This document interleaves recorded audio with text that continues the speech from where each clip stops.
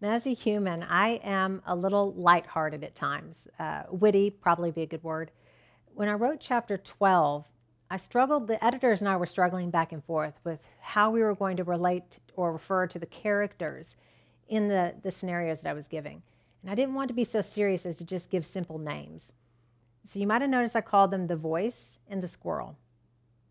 Well, if you're anything like me and you try not to waste any of your energy and you're constantly at this high productivity level, you're probably the squirrel often.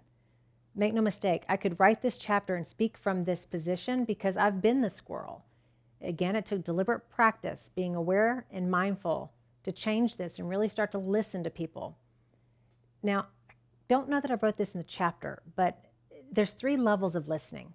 You either listen to speak, you listen to hear, or you listen to understand. And as I became a life coach and I went through that education and that process, one of the things that I learned to do was to listen to understand. That requires being completely present, absent of any thoughts in your mind, absorbing what the person is saying, and taking an opportunity to process it before you respond. Now, you might be saying, or the people that you train or teach this to as well, might be saying, oh, I listen at that level. I listen to understand all the time. If they're thinking about lunch, if their eyes glance to their phone, you are not listening to understand. You might be making improvements and appreciate the improvement that you're making. But when you can truly learn to listen to understand, your people feel far more valued and they want to be there with you. So have you ever heard of that person that, oh, so-and-such is a good listener. Oh, I always go to so-and-such because they're a good listener. It takes practice to do that. Listening is not something you're born with a skill to do.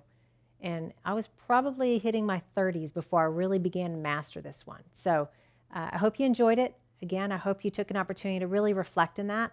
Determine, I mean, you're probably the voice at times too, but realize you're probably also the squirrel and how to change it. You are almost through. Yes. You are almost halfway through section 2. Actually, no, we're in section 3, aren't we? Man, we're rolling right through, people. I thought this was going to be an all-day deal to record these chapters with you, and it has not turned out that way. So you are almost through the entire Leader's Playbook. My gosh, I hope you're getting a lot from it. I also hope that from what you're getting from it, that you consider doing the workbook series if you didn't do that also. But I'll see you in the next chapter.